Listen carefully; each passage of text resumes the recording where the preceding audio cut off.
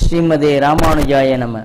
எங்குமுலன் கண்ணன் என்ன மகனை காய்ந்து இங்கில்லையால் என்று ரணியன் தூண்புலப்ப அங்கு அப்பொழுதே அவன் வீய தோன்றிய என் சிங்கப்பரான் பெருமை யாராயும் சீர்மைத்தேன்.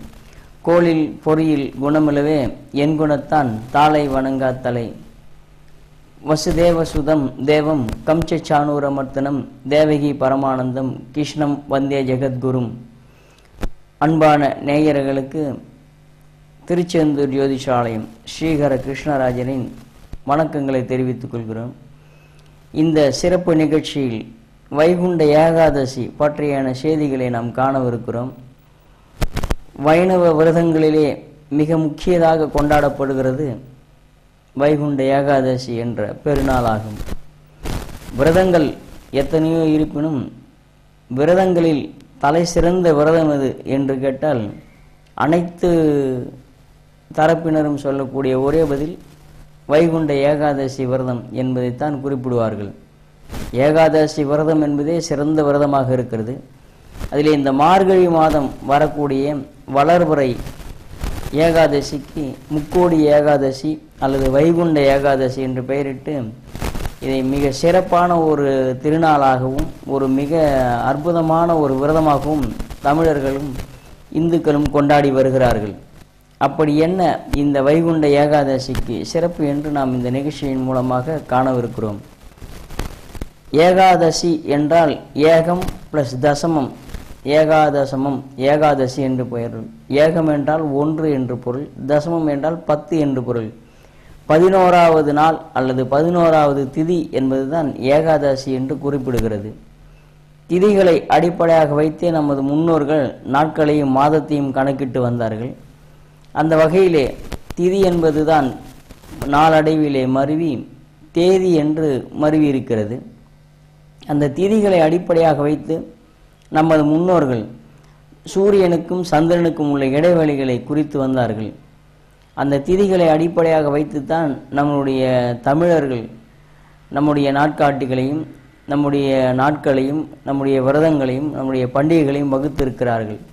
திதியினுடைய அடிப்படையிலே பல திதிக்கும் ஒவ்வொரு திதிக்கும் சிறந்ததாக பல விரதங்கள் இருப்பினும் இந்த மார்கழி மாதத்திலே வரக்கூடிய ஏகாதசிக்கு மிக சிறந்த ஒரு முக்கியத்துவத்தை நம்முடைய முன்னோர்கள் கொடுத்திருக்கிறார்கள். திதி என்பது சூரியனும் சந்திரனுக்கும் உள்ள இடைவெளி என்பதுதான் பொருள். சூரியனிலிருந்து சந்திரன் விலகுகிற நாளை 1வது நாள், அதாவது அமாவாசை என்றால் சூரியனும் சந்திரனும் சேர்ந்து இருக்கும். அந்த சூரியனும் சந்திரனும் சற்று விலகி சூரியனிலிருந்து சந்திரன் விலகி இருக்கக்கூடிய நாளை 1வது நாள் என்று கூறுவார்கள். அப்படி அந்த 1வது நாளை பிரதமை திதி என்று சொல்லியிருக்கிறார்கள். அடுத்ததாக 2வது நாள் நகரும் பொழுது துவிதியை திதி என்று கொண்டாடி இருக்கிறார்கள். அப்படியே 2வது நாள் 3வது நாள் என்பது போல 3வது நாள் திருதியை திதியாகவும் 4வது நாள் சதுர்த்தி, சதுர் என்றால் 4 என்று தெரியும், சதுர்த்தியை 4வது நாளாகவும், பஞ்சம் என்பது 5வது திதி, பஞ்சமி 5வது திதியாகவும், ஷட் என்றால் 6 என்பதை சஷ்டி திதியாகவும், சப்தம் சப்தஸ்வரங்கள் சப்த ரிஷிகள் சப்தம் என்றால் 7 என்று பொருள், சப்தமி திதியாகவும், அஷ்டமம் என்றால் 8 என்று குறிக்கும், அஷ்டமி திதியாகவும், நவம் என்றால் 9 என்று தெரியும், நவகோள்கள் என்று நீங்கள் படித்திருப்பீர்கள். நவமியை 9வது நாளாகவும், தசமம் என்றால் 10வது நாளாகவும், தசமம் என்றால் கணிதத்திலே குறிப்பிடுவார்கள், 10வதாக இருக்கக்கூடியதை தசமம் என்று சொல்வார்கள்.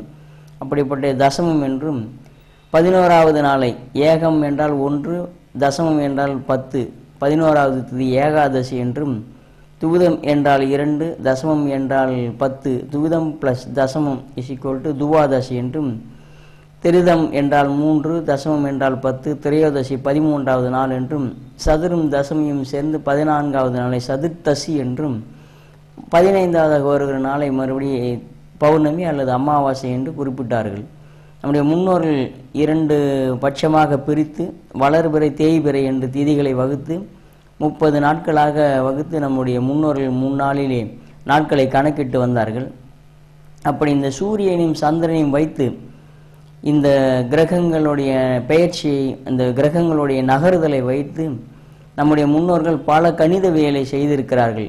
அப்படி அந்த சூரியனுடைய கதிர்கள் நமக்கு எப்படி கிடைக்கிறது, சந்திரனுடைய கதிர்கள் நமக்கு எப்படி கிடைக்கிறது, அவைகளுக்கெல்லாம் என்ன முக்கியத்துவம் இருக்கிறது, அந்த ஒளிகளை நாம் எவ்வாறு உள்வாங்க வேண்டும், அதற்கு என்னென்ன நமக்கு நன்மைகள் கிடைக்கும் என்பதை நம் முன்னோர்கள் கணிதம் செய்து ஜோதிடமாகவும் ஆன்மீகமாகவும் மருத்துவமாகவும் குறிப்பிட்டு வைத்திருக்கிறார்கள். பகலிலே சூரிய கதிர் வருகிறது, இரவிலே சந்திரனுடைய கதிரில் வருகிறது. இந்த 2 கிரகங்கள் தான் நமக்கு கண்ணுக்கு தெரிந்த கிரகங்களாக இருக்கின்றன. அப்படி அந்த சூரிய கதிர் பகலிலே வரும்போது அந்த கதிரின் உள்ளே பகலிலே ஒளி வீசக்கூடிய கிரகங்களுடைய கதிர்கள் ஒளிந்திருக்கின்றன. சந்திரனுடைய கதிர்கள் இரவிலே வரும்போது இரவிலே ஒளி வீசக்கூடிய, அதாவது கெட்ட கிரகங்கள் அல்லது துஷ்ட கிரகங்கள் அல்லது அசுப கிரகங்கள் என்று சொல்லக்கூடிய கிரகங்களுடைய ஒளிகள் அதிலே மறைந்திருக்கின்றன. அப்படி சூரிய கதிரினுள்ளும் சந்திர கதிரினுள்ளும் அனைத்து 9 கிரகங்களினுடைய கதிர்களும் அதிலே உள்ளடங்கி நம்முடைய உடம்பிற்கும் உலகத்திற்கும் வந்து சேர்கின்றன. அப்படி அந்த 9 கிரகங்களுடைய கதிர்களை நாம் உள்வாங்கும் பொழுது நம்முடைய உடம்பு அற்புதமாக வேலை செய்கிறது. அதிலே ஒரு கிரகத்தினுடைய கதிர்கள் நம்முடைய உடம்பிற்கு கிடைக்காவிட்டால் நம்முடைய உடம்பு வியாதியை நோக்கி செல்கிறது அல்லது நோயுறுகிறது என்பதுதான் உண்மை. சந்திரனுடைய கதிர்கள் அதிகமாக நம்முடைய பூமிக்கு வரும்போது நீர் தத்துவங்கள் வேலை செய்யும் என்று நான் பலமுறை கூறியிருக்கிறேன்.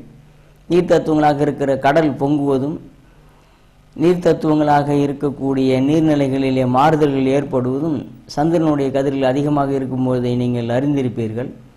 சூரிய கதிர்கள் வரும்பொழுது தாமரை மலர்வதும் வேதியியல் மாற்றங்கள் இந்த பூமியிலே நிகழ்வதும் உங்களுக்கு தெரியும். இந்த கதிர்களோடைய மறைந்திருக்கக்கூடிய 9 கிரகங்களுடைய கதிர்களும் நம்மை வெகுவாக ஆட்சி செய்கின்றன. நம்முடைய உடலிலே 9 தத்துவங்கள் இருக்கின்றன, பல உறுப்புகள் இருக்கின்றன. அந்த உறுப்புகள் ஒவ்வொன்றுக்கும் ஒவ்வொரு கிரகத்தினுடைய கதிர்கள் தேவையாக இருக்கிறது. அதை நீங்கள் ஜோதிடம் தெரிந்தவர்கள் தெரிந்து வைத்திருப்பீர்கள். குரு என்றால் இருதய காரகன் என்றும், சூரியன் என்றால் அவர் இருதயத்தினுடைய மையப்பகுதியும் இருதயத்தினுடைய இயக்கத்தையும் தசையினுடைய வலிமையும், சந்திரன் என்ற மனதையும், செவ்வாய் என்பது இரத்தத்தையும், சுக்கிரன் என்பது நம்முடைய சுக்லத்தையும், ஒவ்வொரு கிரகமும் ஒவ்வொரு நம்முடைய உடல் இயக்கங்களை இயக்கி நம்முடைய உடம்பை வியாதி இல்லாமல் செய்கிறது. ஆனால் அனைவருடைய உடம்பும் ஒரே மாதிரியாக அமைவதில்லை. அனைத்து கிரகங்களுடைய கதிர்களையும் உள்வாங்குவதாக சில சமயம் அமைவதில்லை.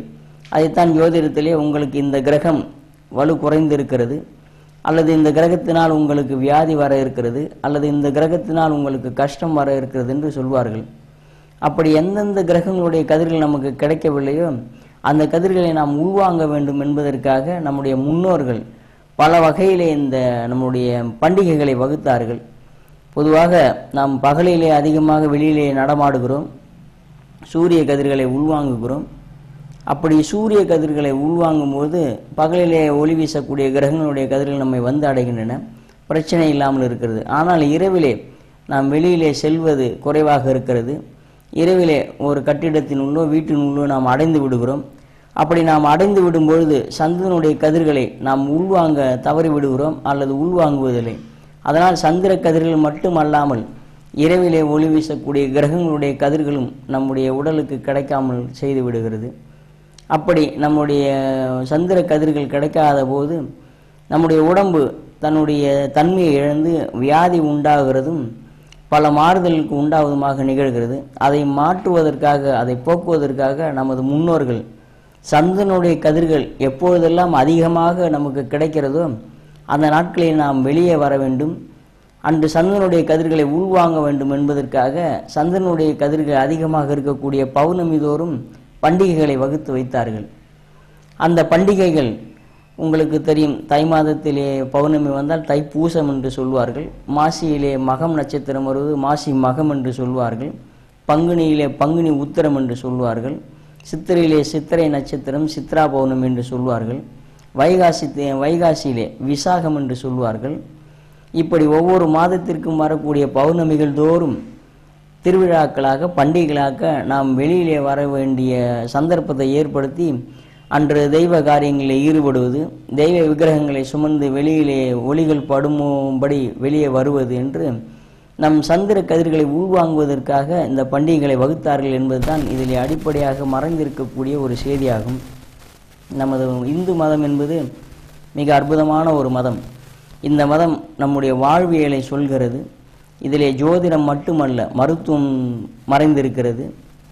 நம்முடைய கதிர்களுடைய கிரகங்களுடைய கதிர்களை உள்வாங்குவதற்காக இந்த பண்டிகைகளும் நம்முடைய விசேஷங்களும் நம்முடைய கோயில்களும் அமையப்பட்டிருக்கின்றன. எங்கு சென்று அந்த கதிர்களை வாங்க வேண்டும், எப்படி வாங்க வேண்டும், எந்த நாட்களிலே உள்வாங்க வேண்டும் என்றெல்லாம் ஆராய்ந்து ஆராய்ந்து தொகுத்து தொகுத்து பகுத்து பகுத்து நம்முடைய வாழ்க்கையை மிக அற்புதமாக வகுத்திருக்கிறார்கள் நம்முடைய இந்து மதத்திலே.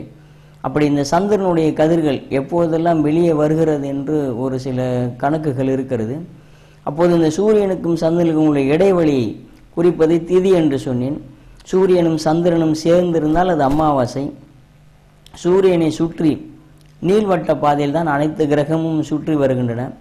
அப்படி சூரியனிலிருந்து விலக ஆரம்பித்த சந்திரன் ஒவ்வொரு பாகையாக ஒவ்வொரு திதியாக நகர்ந்து நகர்ந்து சூரியனுக்கு நீள்வட்ட பாதையில் இருக்கக்கூடிய இடத்திற்கு வருகிற நாளை அஷ்டமி என்று சொல்வார்கள். அஷ்டமி அன்று பூமிக்கும் சூரியனுக்கும் சந்திரனுக்கும் ஒரு முக்கோண வடிவிலான ஒரு 90 டிகிரி அளவு உள்ள ஒரு கோணம் கிடைக்கும். சூரியனிலிருந்து நீள்வட்ட பாதையிலே மிக தொலைவிலே இருக்கக்கூடிய சந்திரனிலிருந்து கதிர்கள் பூமியை வந்தடைவதற்கு சூரியனிலிருந்து சந்திரனுக்கு கதிர்கள் செல்ல வேண்டும், பிறகு சந்திரனிலிருந்து கதிர்கள் பூமிக்கு வர வேண்டும். இப்படி அந்த 90 டிகிரி நேரத்திலே நீள்வட்ட பாதையிலே இருக்கக்கூடிய நாளன்று சந்திர கதிர்கள் நமக்கு பூமிக்கு மிக அதிகமாக கிடைப்பதில்லை. அதனால் அன்று சந்திர கதிர்களை உள்வாங்குவதே நம்முடைய உடம்பிற்கு சிரமம் ஏற்படும். அப்படி அந்த சந்திர கதிர்கள் நமக்கு முக்கியமாக இருப்பதற்கு, நம்முடைய மனது வேலை செய்வதற்கு சந்திர கதிர்கள் தான் முக்கியமாக இருக்கின்றது. மனோகாரகன் என்று சொல்வார்கள், மதி என்றே சந்திரனை குறிப்பிடுவார்கள்.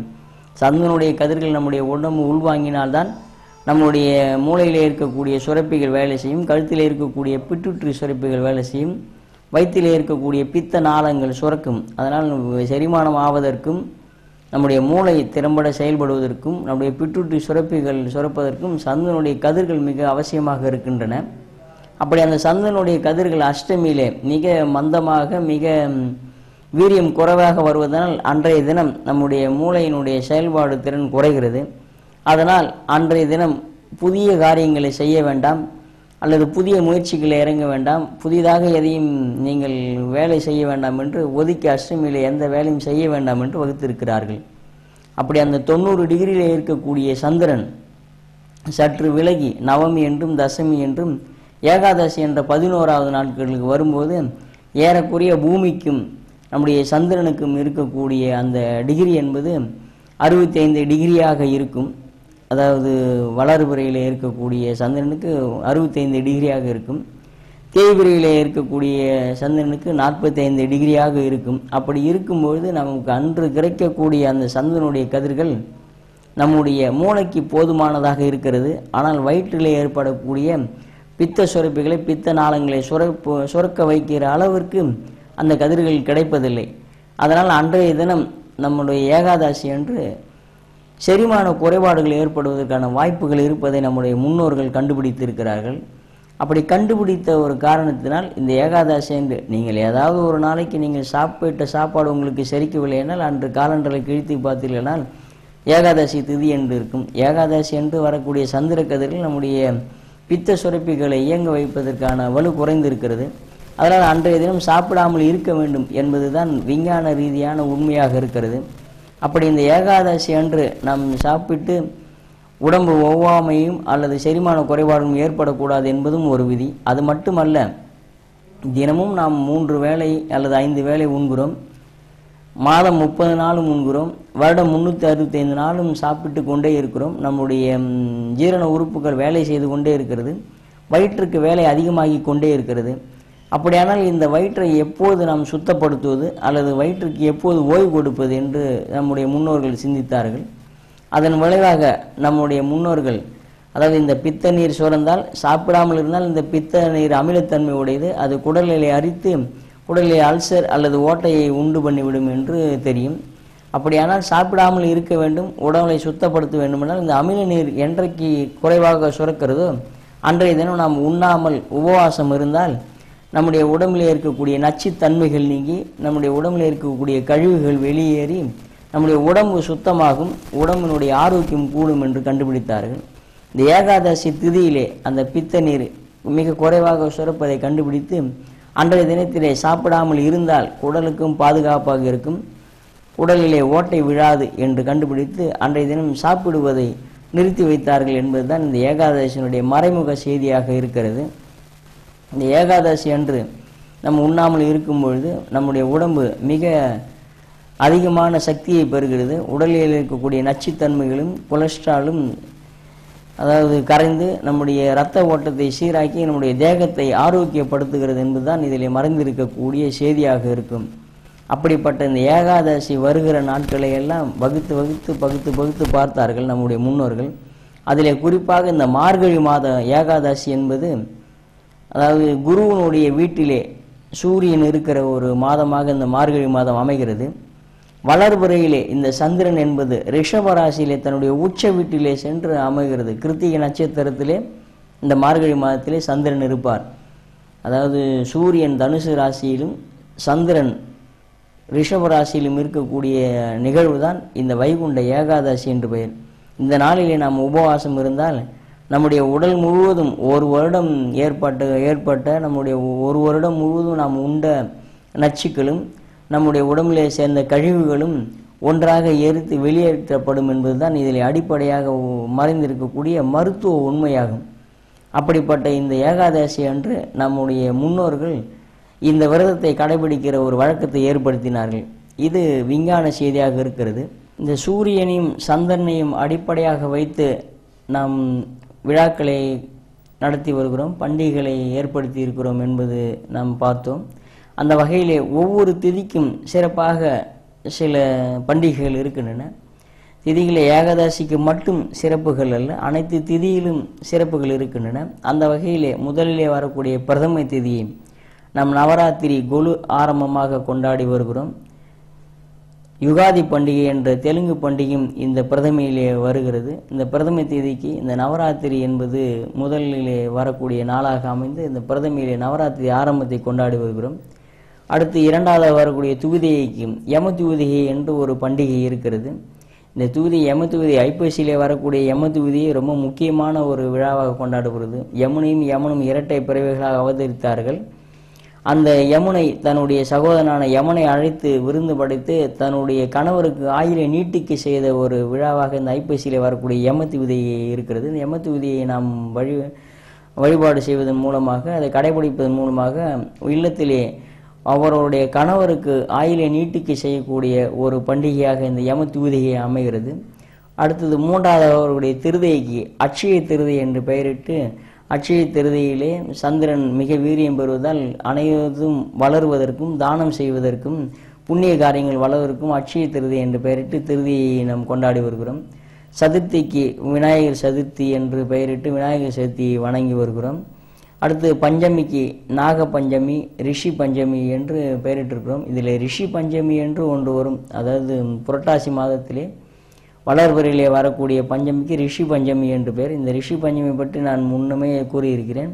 நம்முடைய இந்த பெண்கள் தன்னுடைய அந்த பூஜைகளிலே தன்னுடைய அந்த பூஜை நைமித்தியங்களிலே சில தவறுகளை இழைத்து விடலாம், அல்லது அந்த மாதவிடாய் காலங்களிலே சில பூஜை சம்பந்தமான காரியங்களை செய்ய வேண்டி நேர்ந்தாலோ அல்லது பூஜைகளை தவறு செய்திருந்தாலும் அந்த தவறு நீங்குவதற்காக இந்த ரிஷி பஞ்சமி விரதத்தை இருந்தால் ஒரு வருடத்திலே அவர்கள் செய்த அந்த தவறுகள் அல்லது பூஜையில் ஏற்பட்ட தடங்கல்கள் அல்லது செய்யக்கூடாத நாளில் அந்த பூஜையை செய்திருந்தால் அதிலே வரக்கூடிய பாவங்கள் நீங்கும் என்பதை இந்த ரிஷி பஞ்சமி விரதம் குறிப்பிடப்பட்டு இருக்கிறது. அடுத்தது சஷ்டி விரதம் என்று கந்த சஷ்டி விரதத்தை சொல்லி இந்த சஷ்டியினுடைய பெருமையை சொல்லியிருக்கிறார்கள். சப்தமி ரத சப்தமி என்று கொண்டாடி இருக்கிறோம். சித்திரையிலே வரக்கூடிய சப்தமிக்கு ரத சப்தமி என்று கொண்டாடி இருக்கிறோம். அந்த சப்தமியிலே நாம் இறைவனை அதாவது சூரியனையும் இறைவனையும் வழிபாடு செய்து நம்முடைய பாவங்களை போக்கிக் கொள்வதற்கான ஒரு விழாவாக கொண்டாடப்படுகிறது. அடுத்து அஷ்டமியிலே கோகுல அஷ்டமி என்று பெயரிட்டு இருக்கிறோம். அந்த கோகுல அஷ்டமியிலே கண்ணன் பிறந்த நாளாக கொண்டாடி இருக்கிறோம். நவமியை இந்த நவமியிலே ராமநவமி வருகிறது. இந்த விஜயதசமி அன்று விஜயதசமி வருகிறது. அடுத்து ஏகாதசியிலே இந்த ஏகாதசி பெருநாள் வருகிறது. துவாதசியிலே உங்களுக்கு தெரியும், இந்த துவாதசி திதி என்பது மிக அற்புதமாக சொல்லப்பட்ட அதாவது சித்திரை மாதத்திலே வரக்கூடிய சைத்திர துவாதசியும் கார்த்திகையிலே வரக்கூடிய துவாதசி மிக சிறப்பாக சொல்லப்பட்டது. அதிலும் இந்த துவாதசி விரதம் என்பது பாண்டவ துவாதசி என்றே சொல்லியிருக்கிறார். இந்த ஏகாதசி விரதத்தை இருந்து பீஷ்மன் இந்த பாண்டவர்களுக்கு நன்மை பெற்றதில் இந்த துவாதசிக்கு பாண்டவ துவாதசி என்று பெயரிட்டு அதையும் நாம் வணங்குகிற ஒரு நாளாக, வழிபாட்டுக்குரிய நாளாக ஆக்கியிருக்கிறார்கள். அடுத்தது திரையோதசி நாளை பிரதோஷம் என்று குறிப்பிட்டு மகா பிரதோஷம் என்று சிவபெருமானை வணங்கக்கூடிய நாளாக வைத்திருக்கிறார்கள். 14வது நாளாக வரக்கூடிய சதுர்த்தசியை நரக சதுர்த்தசி என்று தீபாவளியாகவும் சிவராத்திரியாகவும் வணங்கி வருகிறோம். அமாவாசையை நாம் மாதம் கொண்டாடி வருகிறோம். அதிலும் தை அமாவாசை, சித்திரை அமாவாசை, ஆடி அமாவாசைக்கு மிகுந்த முக்கியத்துவம் தருகிறோம். பௌர்ணமியிலே சித்திரை பௌர்ணமிக்கு மிக முக்கியத்துவத்தை கொடுத்து நாம் கொண்டாடி வருகிறோம். இப்படி ஒவ்வொரு திதிக்கும் ஒவ்வொரு விழாவாக கொண்டாடி வருகிறோம். ஒவ்வொரு திதியிலும் ஒவ்வொரு பண்டிகைகள் இருந்தாலும் இந்த ஏகாதசி விரதம் என்பது தான் தலையாய ஒரு விரதமாக நம்முடைய முன்னோர்களிலே சொல்லப்பட்டிருக்குது. அப்படிப்பட்ட இந்த ஏகாதசி விரதத்தை பற்றி தான் இந்த செய்திகளை பார்த்து கொண்டு இருக்கிறோம் என்பதை கூறிக்கொள்கிறேன். அடுத்து இந்த ஏகாதசியை பற்றியான விஞ்ஞானம் அல்லாத ஆன்மீகம் சம்பந்தப்பட்ட, கடவுள் சம்பந்தப்பட்ட ஒரு விளக்கங்களையும் நாம் காண இருக்கிறோம்.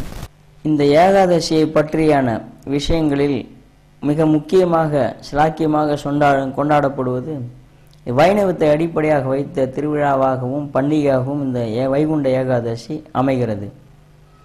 வைணவர்கள் மிக சிறப்பாக கொண்டாடப்படுகிற விஷ்ணு மிக அதிக முக்கியமான கடவுளாக கொண்டாடுகிறார்கள். அந்த விஷ்ணுவினுடைய புராணங்களிலே மிக அற்புதமாக சொல்லப்பட்டிருக்கிறது இந்த ஏகாதசி விரதம் என்று சொல்வார்கள்.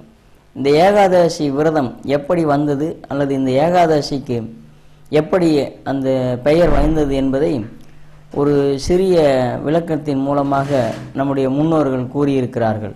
முரண் என்றொரு அசுரன் வாழ்ந்து வந்தான். அந்த முரனுக்கும் திருமாலான விஷ்ணுவுக்கும் மிக நீண்ட நாட்களாக அந்த முரனுடைய தொல்லை தாங்காமல் தேவர்கள் அனைவரும் திருமாலை வேண்டவே திருமால் அந்த முரனை அழிப்பதற்காக 1000 ஆண்டுகள் அவனுடன் போர் புரிந்தார் என்பது செய்தியாக இருக்கிறது. அந்த 1000 ஆண்டுகள் பகலிலே போர் புரிவதும் இரவிலே திருமால் குகையிலே சென்று ஓய்வெடுப்பதுமாக போர் நடந்து கொண்டிருக்கிறது. அப்போது அந்த போரினுடைய களைப்பினால் ஒரு நாள் திருமால் தூங்கி விடுகிறார். அப்பொழுது தூங்கி கொண்டிருக்கிற திருமாலை போருக்கு முரணான வகையிலே அந்த முரண் என்பவன் அழிக்க முற்படுகிறான். அப்பொழுது அழிக்க முற்பட்ட அந்த முரணை அந்த திருமாலுடைய நித்திரை சக்தியான ஏகாதசி என்ற ஒரு சக்தி வெளிப்பட்டு அந்த முரணை அழித்து திருமாலிடம் திரும்பி வந்தார்கள். அப்படி திரும்பி வந்து அந்த பெண் தோன்றிய தினம்தான் இந்த ஏகாதசி என்று பெயர். அப்பொழுது பெருமாள், என்னை காத்த உனக்கு ஏகாதசியினுடைய தன்மை, ஏகாதசியினுடைய பெருமை விளங்கும், ஏகாதசிக்கு அதிபதியாக நீ இருப்பாய், உன்னை எல்லோரும் வணங்குவார்கள், என்னுடைய சக்தியாகவே நீ பிரதிபலிப்பாய் என்று இந்த ஏகாதசிக்கு ஒரு முக்கியத்துவத்தை கொடுத்தார்கள். அப்படி அந்த ஏகாதசியை தெய்வம், அந்த பெண் தெய்வம் சக்தி வெளிப்பட்ட நாள் மார்கழி மாதத்திலே வரக்கூடிய தேய்பிறையிலே வரக்கூடிய ஏகாதசியாக இருக்கிறது. ஆனால் அதற்கு அடுத்தாற் போல இருக்கக்கூடிய வளர்பிறையிலே வரக்கூடிய ஏகாதசி தான் நாம் வைகுண்ட ஏகாதசி என்று கொண்டாடி வருகிறோம். இந்த வைகுண்ட ஏகாதசி பல பேர் விரதம் இருந்து பல வகையிலே மோட்சங்களை அடைந்திருக்கிறார்கள். விரதங்களிலே மிக சிறந்தது ஏகாதசி விரதம். அனைத்து விரதங்களிலும் இந்துக்களுடைய விரதங்களிலே தலையாக விரதமாக அனைத்து நூல்களிலும் சொல்லப்பட்டிருக்கிறது ஏகாதசி விரதம். ஒவ்வொரு மாதத்திற்கும் 2 ஏகாதசிகள் வருகிறது. ஒரு ஆண்டுக்கு 24 ஏகாதசிகள் வருகிறது. நாட்களுடைய சுழற்சியை கணக்கிடும் போது 25ஆக ஒரு ஏகாதசி அதிகமாக வருவதும் உண்டு. அப்படி அதிகமாக வரக்கூடிய ஏகாதசி கமலா ஏகாதசி என்று பெயரிட்டு நம்முடைய முன்னோர்கள் வகுத்து அதையும் வணங்கி அந்த நாளிலும் விஷ்ணுவனுடைய புராணங்களை படிப்பது, விஷ்ணுவனுடைய நாம சங்கீர்த்தனங்களை பாடுவது, விஷ்ணுவனுடைய பெருமைகளை சொல்வது, விஷ்ணுவனுடைய சகஸ்ர நாமங்களை பாராயணம் செய்வது என்று நம் முன்னோர்கள் வழிபாடுகளை வகுத்து வந்தார்கள். இந்த பிறவி என்பது நமக்கு மிக துன்பங்களை தரக்கூடிய ஒன்றாக இருக்கிறது. புண்ணியம் மட்டுமே செய்திருந்தால் நம் தேவர்களாக பிறந்திருப்போம். பாவமும் புண்ணியமும் சேர்ந்து செய்ததனால் நாம் இந்த மனித பிறவி எடுத்திருக்கிறோம். அனைவரும் வேண்டுவது இனி பிறவாமை வேண்டும் என்பதுதான் நம்முடைய வேண்டுகோளாக பிரார்த்தனையாக இருக்கிறது. அப்படி பிறவாமை இல்லாமல் இருப்பதற்கு, மீண்டும் பிறவாமல் இறைவனுடைய திருவடி சேர்வதற்கு என்ன வழி என்று சிந்தித்தோமானால் இந்த ஏகாதசி விரதம் என்றுதான் விடையாக கிடைக்கும் நமக்கு. அப்படி இந்த ஏகாதசி ஒவ்வொரு மாதமும் 2 ஏகாதசி வருகிறது. அந்தந்த ஏகாதசிக்கு என்னென்ன பெருமைகள் இருக்கிறது என்பதை நாம் காணவிருக்கிறோம். ஆனால் இந்த மாதம் மாதம் வருகிற ஏகாதசியில் அனைவரும் நாம் விரதங்களை அனுஷ்டிப்பதோ அல்லது பெருமானுடைய துதி பாடுவதோ அவருடைய செய்திகளை கேட்பதோ இயலாமல் போகலாம். அப்படி இருக்கிற பட்சத்தில் வருடத்தில் மார்கழி மாதத்திலே வரக்கூடிய இந்த வைகுண்ட ஏகாதசி அன்று ஒரு நாள் மட்டும் நாம் விரதம் இருந்து இந்த திருமால் விஷ்ணுனுடைய நாம சங்கீர்த்தனங்களை பாடுவது, அவருடைய பெருமைகளை கேட்பது, அவருடைய பெருமைகளை சொல்வது, அவரை அனுதினமும் அனுஷ்டிப்பது என்ற விரதத்தை நாம் மேற்கொண்டோமானால் இந்த இம்மையிலே ஏற்படக்கூடிய இன்னல்கள் நீறி மறுமையிலே நாம் இறைவனடி சேர்வோம். இறைவனுடைய திருப்பாதங்களை சென்று மீண்டும் பிறவாமை இல்லாமல் நம் முக்தி அடைவோம் என்பது உண்மையாக இருக்கிறது. அப்படிப்பட்ட இந்த 24 ஏகாதசியிலே மிக சிறந்ததாக இந்த ஏகாதசி சொல்லப்பட்டிருந்தாலும் மாதம் மாதம் வரக்கூடிய 2 ஏகாதசிக்கும் மிக முக்கியத்துவம் இருக்கின்றன. அதிலே சில செய்திகளும் மறைந்திருக்கின்றன. சொர்க்கவாசல் திறப்பது என்று பெருமாள் கோயில்களிலே இந்த ஏகாதசி என்று கடைபிடிப்பார்கள். அனைவரும் நற்கதியை அடைந்து சொர்க்கத்திற்கு செல்ல வேண்டும் என்பதுதான் இந்துக்களுடைய தலையாய விருப்பமாக இருக்கிறது. ஆனால் சொர்க்கம் எப்படி இருக்கும், சொர்க்கத்திலே யார் இருப்பார்கள், சொர்க்கத்துக்கு சென்று என்ன செய்ய வேண்டும் என்று நாம் சிந்தித்தோமானால் நமக்கு பயம் மட்டுமே பதிலாக நிற்கும். ஒருவர் சிங்கப்பூருக்கு செல்ல வேண்டும் என்றால் பயப்படுவதில்லை. ஏனென்றால் சிங்கப்பூருக்கு சென்று வந்தவர் நமக்கு தெரியும், அல்லது அவர் சிங்கப்பூர் எப்படி இருக்கும் என்று நமக்கு சொல்லியிருப்பார், அல்லது சிங்கப்பூர் எப்படி இருக்கும் என்று நாம் படித்திருப்போம். அங்கு சென்றால் என்ன செய்ய வேண்டும், எப்படி இறங்க வேண்டும், எங்கு செல்ல வேண்டும் என்பதை நாம் கேட்டு இருப்போம், அல்லது படித்திருப்போம், அல்லது பார்த்திருப்போம். அனைத்து ஊருக்கும் செல்வதற்கு நாம் பயமாக இருப்பதில்லை. ஆனால் இந்த விண்ணுலகத்திற்கு, சொர்க்கத்திற்கோ அல்லது நரகத்திற்கோ சென்றவர் யாரும் திரும்பி வந்ததில்லை. வந்து இப்படி இருக்கும் அப்படி இருக்கும் என்று சொன்னதில்லை. அப்படி நம் மரணத்தை கண்டு பயம் கொள்கிற ஒரு நிகழ்ச்சி அடுத்து என்ன, அங்கு என்ன நிகழ்கிறது என்பது தெரியாமல் ரகசியமாக இருப்பதுதான் பதிலாக இருக்கும். அப்படி நாம் பயம் கொள்ள தேவையில்லை என்பதற்காக இந்த சொர்க்கவாசல் திறப்பு என்பதை நம்முடைய வழக்கத்திலே இந்த வைகுண்ட ஏகாதசியிலே பெருமாள் உற்சவம், பெருமாள் ஆலயங்களிலே உற்சவமாக கொண்டாடுகிறார்கள். அனைத்து ஆலயங்களிலும் சொர்க்கவாசல் என்பது வடக்கு புறமாக இருக்கும். நாம் அதிலே வடக்கு புறமாக இருக்கிற வாயிலிலே எதிரிலே வரக்கூடிய பெருமாளை தரிசித்து கொண்டு நாம் தெற்கு முகமாக உள்ளே செல்ல வேண்டும் என்பதுதான் விதி. நம்முடைய இந்தியாவிற்கு தெற்கிலே தான் பித்ரு உலகம் இருக்கிறது, சொர்க்கலோகம் இருக்கிறது என்பது உங்கள் அனைவருக்கும் தெரிந்தது. தெற்கை யமன் திக்கு என்று சொல்வார்கள், பித்ரு உலகம் இருக்கிறது என்று சொல்வார்கள். ஆக தெற்கு நோக்கி நாம் பயணிக்க வேண்டும், வடக்கு நோக்கி அந்த வாசல் இருக்க வேண்டும் என்பதைத்தான் கோயிலிலே அனைத்து கோயில்களிலும் வடக்கு நோக்கிய முகமாக அந்த சொர்க்க வாசல் இருக்கும். வருடத்திற்கு ஒரு முறை திறக்கக்கூடிய அந்த வாசலை இந்த ஏகாதசி விரதம் இருந்து நாம் கடந்து சென்று துவாதசி அன்று பாராயணம் செய்ய வேண்டும், அதாவது உணவு உண்ண வேண்டும் என்பதுதான் இந்த விரதத்தினுடைய மகிமையாக இருக்கிறது. ஏகாதசி விரதம் இருப்பவர்கள் தசமி அன்று ஒரு பொழுது மட்டுமே, ஒரு வேளை மட்டுமே உணவு உண்ண வேண்டும். அன்றே துளசி செடிகளில் சென்று துளசி இலைகளை பறித்து வைத்து கொள்ள வேண்டும். ஏகாதசி அன்று முழுவதும் உபவாசம் இருந்து உண்ணாமல் இரவு முழுவதும் கண் விழித்து பெருமானுடைய சங்கீர்த்தனங்களை பாடுவது, அவருடைய பெருமைகளை கேட்பது, அவருடைய பக்தியில் ஈடுபடுவது போன்ற காரியங்களை செய்து மறுநாள் துவாதசி அன்று அதிகாலையிலே விஷ்ணு தீர்த்தத்தை அறிந்து துளசி தீர்த்தத்தை அறிந்து நாம் பாராயணம் உணவு உண்ண வேண்டும் என்பதுதான் விதி. இந்த ஏகாதசி விரதம் இருப்பவர்கள் இப்படித்தான் கடைபிடிக்க வேண்டும். துவாதசி என்று பகலிலும் தூங்காமல் இருக்க வேண்டும். அன்றும் ஒரு பொழுது மட்டுமே உணவு இருந்தோமானால் இந்த பிறவிலே நமக்கு ஏற்படக்கூடிய இன்னல்கள் தீங்கி அடுத்த பிறவிலே பிறவாமை இல்லாமல் நேராக சொர்க்கத்துக்கு செல்லக்கூடிய வாய்ப்பு உண்டாகும் என்பது இந்த வைணவத்திலே மறைந்திருக்கக்கூடிய வைரம் பொருந்திய ஒரு கருத்தாக இருக்கிறது. அப்படி அந்த சொர்க்கத்திற்கு உள்ளே சென்றால் பெருமாள் எப்படி பள்ளி கொண்டிருப்பார் என்பதை காட்டுவதற்காகத்தான் நம்முடைய நேரிலே அழைப்பார் என்பதற்காகத்தான் சுவாமிகள் புறப்பட்டு வருவார்கள். அவரை நாம் எதிர்நோக்கி செல்ல வேண்டும் என்று சொல்வார்கள். முதலிலே இந்த பூலோகத்திலே நம்மாழ்வாருக்குத்தான் இந்த சொர்க்க வாசல் திறக்கப்பட்டது. அவர்தான் சொர்க்கத்தை முதலிலே அடைந்ததாக இருக்கிறது. நம்மாழ்வாருக்கு கிடைத்த ஒரு பேர் நமக்கும் கிடைக்க வேண்டும் என்பதற்காக திருமாலிடத்தை அனைவரும் வேண்ட இந்த சொர்க்க வாசல் திறப்பு நிகழ்கிறது. முக்கோடி தேவர்களும் சேர்ந்து ராவணனுடைய தொல்லை தாங்காமல் விஷ்ணுவிடத்திலே முறையிட்ட நாள் இந்த ஏகாதசி நாள் என்பதால் இதை முக்கோடி ஏகாதசி என்றும் சொல்வார்கள். வைகானசர்கள் என்று சொல்லக்கூடிய தேவர்களும் இந்த நாளிலே விரதம் இருந்து சொர்க்கத்தை அடைந்தார்கள் என்பதற்காக இதை வைகுண்ட ஏகாதசி என்றும் சொல்லி வந்தார்கள். இந்த கலியுகம் பிறந்தவுடனே, அதாவது நம்ம வைணவத்திலே வைகுண்டத்தின் வாயில் காப்பானாக இருக்கக்கூடிய ஜெய விஜயர்கள் கலியுகம் பிறந்ததும் சொர்க்க வாசலை மூடிவிட்டார்கள், வைகுண்டத்துடைய வாசலை மூடிவிட்டார்கள். பெருமாள் ஏன் இப்படி மூடுகிறீர்கள் என்றால், களி பிறந்து விட்டது, இனி யாரும் சொர்க்கத்திற்கு வரமாட்டார்கள் அல்லது வைகுந்தத்திற்கு வரமாட்டார்கள், உங்களுடைய திருவடிகளை சேரமாட்டார்கள் என்று கூறுகிறார்கள். ஆனால் அப்படி இந்த யாரும் வராமல் சென்று விடக்கூடாது. நம்முடைய அடியவர்கள், என்னை விரதம் இருந்து வழிபடுபவர்கள், ஏகாதசி விரதம் இருந்து இருப்பவர்கள் வருவதற்காக இந்த வாசலை நீங்கள் திறக்க வேண்டும் என்று இந்த வைகுண்ட ஏகாதசியிலே அந்த வாசலை திறக்க வைத்தார் எம்பெருமான் என்பதும் இதிலே செய்தியாக இருக்கிறது. ராவணனுடைய தொல்லை தீர முக்கோடி தேவர்களும் வழிபட்ட ஒரு நாளாகவும் இந்த ஏகாதசி திதி இருக்கிறது.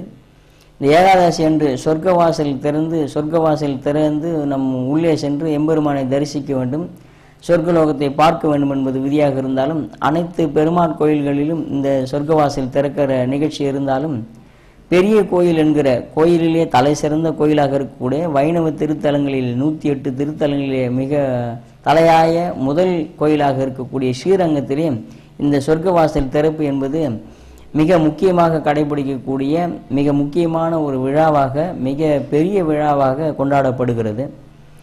அனைத்து ஆலயங்களிலும் சொர்க்கவாசல் திறக்கிற ஒரு நிகழ்ச்சி இருந்தாலும், சில கோயில்களிலே சொர்க்கவாசல் திறக்காத கோயில்களும் இருக்கின்றன, சொர்க்கவாசல் இல்லாத கோயில்களும் இருக்கின்றன. ஆனால் வருடத்திற்கு ஒரு முறை சொர்க்கவாசல் திறக்கிற கோயில்கள் நிறைய இருக்கும் பொழுது, தினமும் சொர்க்கவாசல் திறந்திருக்கக்கூடிய விஷ்ணு ஆலயங்களும் இருக்கின்றன.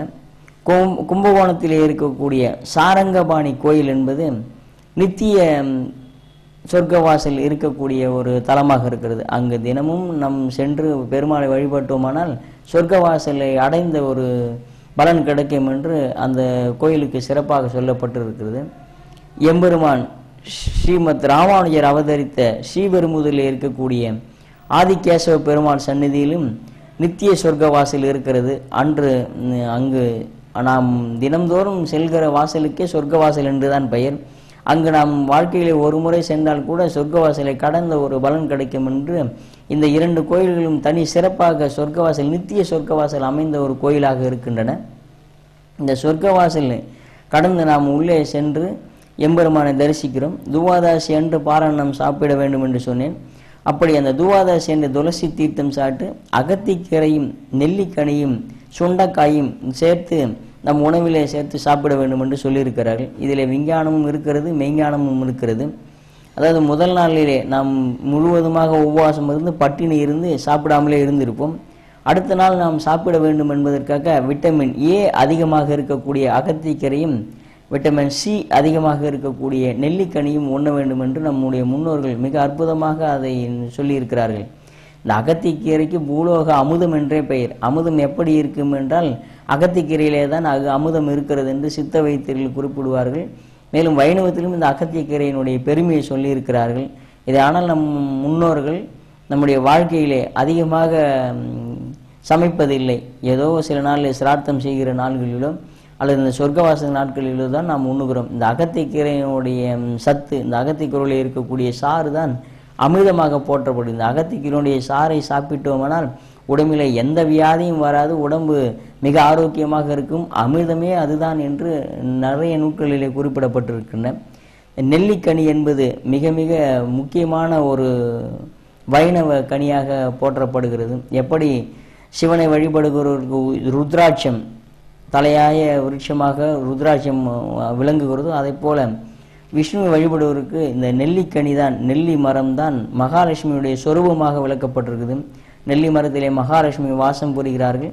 அப்படி அந்த நெல்லிக்கனியை உண்ணும்போது நம்முடைய உடம்புக்கு விட்டமின் சி சத்து கிடைப்பதுடன் நம்முடைய மகாலட்சுமி கடாட்சம் லட்சுமி கடாட்சமும் தீரும், ஆயுள் கூடும் என்று சொல்லியிருக்கிறார்கள்.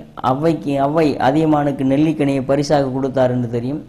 ஆதிசங்கரர் என்று ஒருவர் இருந்தார் என்றதை நீங்கள் படித்திருப்பீர்கள். இந்த ஆதிசங்கரரும் ஸ்ரீமத் ராமானுஜரும் நம்முடைய இந்து சமயத்திற்கு இரு கண்கள் போன்றவர்கள். இவர்கள் இருவரும் இல்லாமல் போயிருந்தால் இந்து சமுதாயமே இருந்திருக்குமா என்று ஒரு கேள்வியை நாம் வைக்க வேண்டியது இருக்கும். ராமானுஜர் வைணவத்தையும் ஆதிசங்கரர் சைவத்தையும் போற்றி வளர்த்தார்கள்.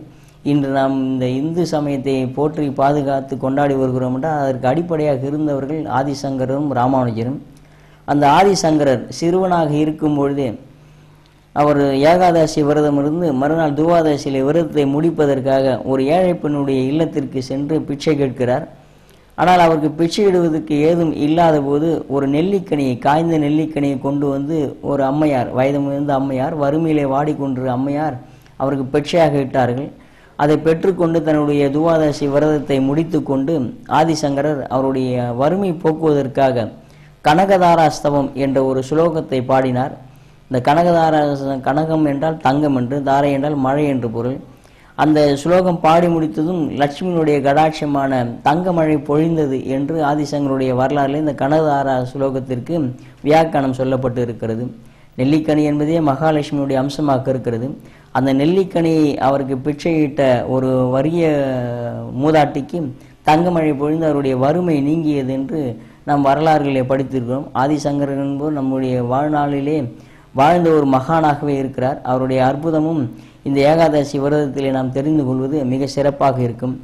இந்த ஏகாதசி விரதத்தை எல்லோரும் கடைபிடித்திருக்கிறார்கள். இந்த ஏகாதசி விரதத்தை முதலிலே கடைபிடித்தவர்கள் யார் என்பதை நாம் தெரிந்து கொண்டோமானால் இந்த ஏகாதசியினுடைய பெருமை கூடும். இந்த பெருமாளுடைய, விஷ்ணுனுடைய, திருமாலுடைய அவதாரங்களை பற்றியும் அவருடைய திருவிளையாடல்களை பற்றியும் அவருடைய பெருமைகளை பற்றியும் நாம் கேட்டுக்கொண்டே இருந்தால் இம்மையிலே நாம் மறுமை இல்லாமல் இம்மையிலே சொர்க்கத்தை அடையக்கூடிய ஒரு பாக்கியத்தை பெறுவோம் என்பதிலே சந்தேகமில்லை. ருக்மாங்கதன் என்ற ஒரு அரசன் இருந்தான். அந்த ருக்மாங்கதன் ஒரு அழகிய நந்தவனத்தை ஏற்படுத்தி அந்த நந்தவனத்திலே அழகிய மலர்களை கொண்டு மிக அற்புதமாக ஒரு நந்தவனத்தை சிருஷ்டி செய்து அந்த மலர்களை எடுத்து வந்து ஆலயங்களுக்கு சென்று வழிபடுவதை வழக்கமாக வைத்திருந்தான். நாரதர் ஒரு முறை அந்த நந்தவனத்திற்கு வந்து அங்கு இருக்கக்கூடிய அந்த பூக்களுடைய அழகை கண்டு அந்த பூக்களை எடுத்துக்கொண்டு இந்திரன் இடத்திலே சேர்த்தார். இந்திரன், இவ்வளவு அழகான மலர் எங்கிருந்து உங்களுக்கு கிடைத்தது என்று கேட்கிறார்.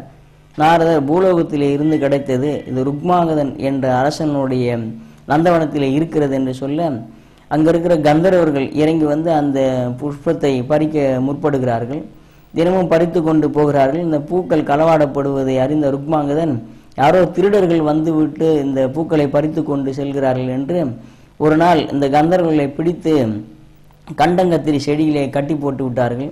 அப்படி கட்டுண்ட கந்தர்வர்கள் அந்த ருக்மாங்கதனை பார்த்து, நாங்கள் கந்தர்வர்கள் தேவலோகத்திலிருந்து வருகிறோம், உங்களுடைய நந்தவனத்தில் இருக்கக்கூடிய பூக்களை நாங்கள் பூஜைக்கு எடுத்து கொண்டு செல்கிறோம் என்று சொல்ல ருக்மாங்கதன், அப்படியா, நான் தெரியாமல் தவறு செய்து விட்டேன், நீங்கள் மீண்டும் உங்களுடைய உலகத்திற்கே செல்ல வேண்டும் என்று விரும்ப, நாங்கள் இப்போது கட்டுண்டு விட்டோம், இந்த பூலோகத்திலிருந்து நாங்கள் வைகுந்தமோ அல்லது தேவலோகமோ செல்ல வேண்டுமென்றால் எங்களுக்கு ஒரு சில விதிகள் இருக்கிறது, ஒரு சில விரதத்தினுடைய பலன் எங்களுக்கு கிடைக்க வேண்டும் என்று சொல்கிறார்கள்.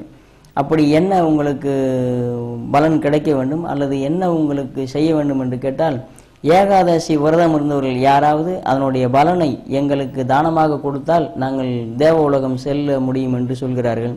அப்போது இந்த ருக்மாங்கதன் கேட்கிறான், ஏகாதசி என்று ஒன்று இருக்கிறதா, ஏகாதசி விரதம் என்று ஒன்று இருக்கிறதா, எனக்கு தெரியாதே, எங்களுடைய ஆட்சியிலே யாராவது அப்படி இருக்கிறார்களா என்று தெரியவில்லையே என்று அந்த ருக்மாங்கதன் பதிலளிக்கிறான். அப்படி அந்த அவனுடைய அரசாட்சிக்கு உட்பட்ட எல்லையிலே யாராவது ஏகாதசி விரதம் இருந்தாரா என்று தேடி கண்டுபிடிக்கிறார்கள். அப்படி ஒரு சலவை தொழில் செய்யக்கூடிய ஒரு அம்மையார் தன்னுடைய மருமகளிடத்திலே கோபித்து கொண்டு ஏகாதசி அன்று உபவாசம் இருந்து இறைவனிடத்தே புலம்பிக் கொண்டிருக்கிறார். என்னுடைய இப்படிப்பட்ட மருமகளை வாய்த்து விட்டால் என்னை இப்படி படுத்தி விட்டீரேன், நான் என்ன செய்வது, என்னை எப்படி நீங்கள் காப்பாற்றுங்கள் என்று இறைவனிடத்திலே அழுது புலம்பிக் கொண்டிருந்தால் அன்று முழுவதும் உண்ணாமல் இருந்தால், தசமி என்று ஒரு பொழுது உண்டால், ஏகாதசி என்று முழுவதுமே உண்ணாமல் இருந்தால், அப்படி இருக்கக்கூடிய அந்த அம்மையாரை தேடி கண்டுபிடித்து அந்த மகனும் மருமகளும் வந்து வீட்டிற்கு கொண்டு சென்று துவாசை என்று அவருக்கு உணவிட்டார்கள்.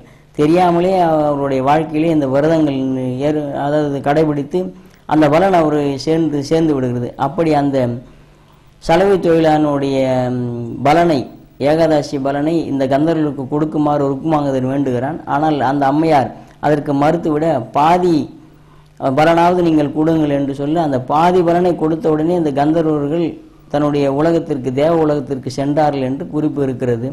அப்படி இந்த ருக்மாங்கதன் இந்த ஏகாதசி விரதத்தை தெரிந்து கொண்டு இந்த ஏகாதசி விரதத்தை முழுமையாக அனைவரும் இருக்க வேண்டும் என்று தன்னுடைய அரசாட்சிக்கு உட்பட்ட இடத்திலே 7 வயது முதல் 80 வயது வரை இருக்கக்கூடிய அனைவரும் இந்த ஏகாதசி விரதம் இருக்க வேண்டும், பெருமாளுடைய துதியை பாட வேண்டும், அனைவரும் சொர்க்கத்திற்கு செல்ல வேண்டும் என்று ஒரு முரசு அறிவிக்கிறான்.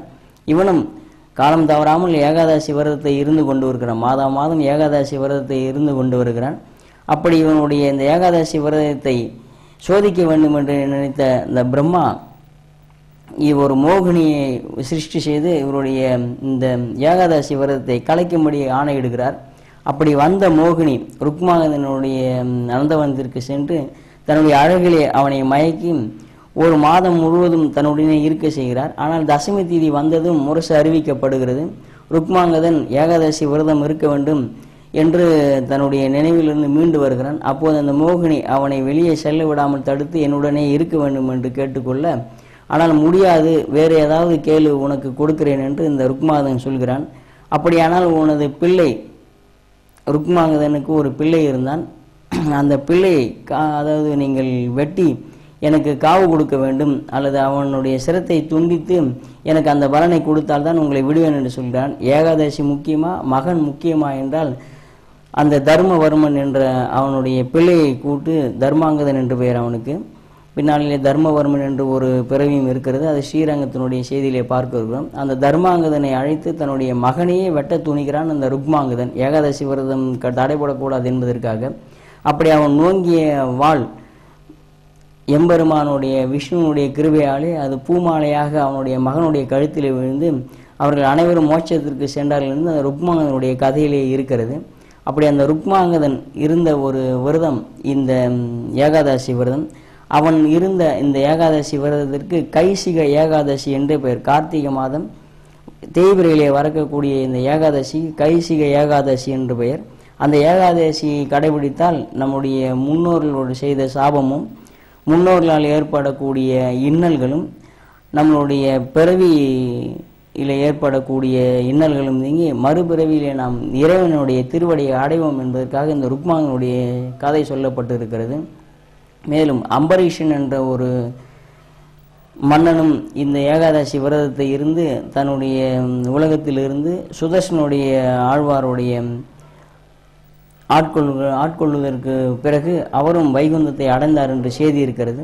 இப்படி வைகுண்ட ஏகாதசியை பற்றியான செய்தியிலும் ஏகாதசி விரதத்தினுடைய மகிமையிலும் நாம் சொல்லிக்கொண்டே போகலாம். இந்த ஏகாதசி விரதம் இருப்பது மிக முக்கியமான ஒன்றாக இருந்தாலும் 12 மாதத்திலும் ஏகாதசியில் வருகின்றன. அவற்றுக்கும் ஒவ்வொரு சிறப்பு பெயர்கள் சொல்லப்பட்டிருக்கின்றன.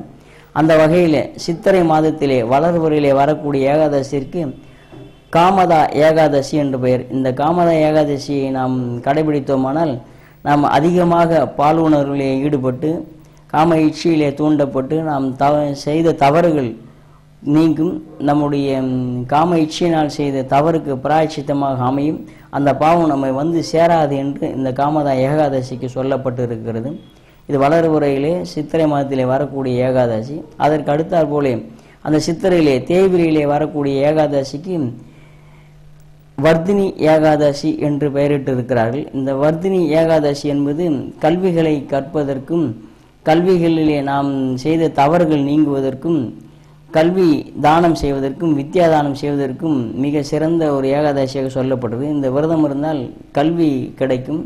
கல்வியை தானம் செய்கிற ஆசிரியர்கள் இந்த விரதத்தை கடைபிடித்து மிக மோட்சத்தை அடையலாம் என்று இந்த ஏகாதசிக்கு பெயரிட்டு சிறப்பாக சொல்லியிருக்கிறார்கள். அடுத்ததாக வைகாசி மாதத்திலே வளர்வரிலே வரக்கூடிய ஏகாதசிக்கு மோகினி ஏகாதசி என்று பெயரிட்டிருக்கிறார்கள்.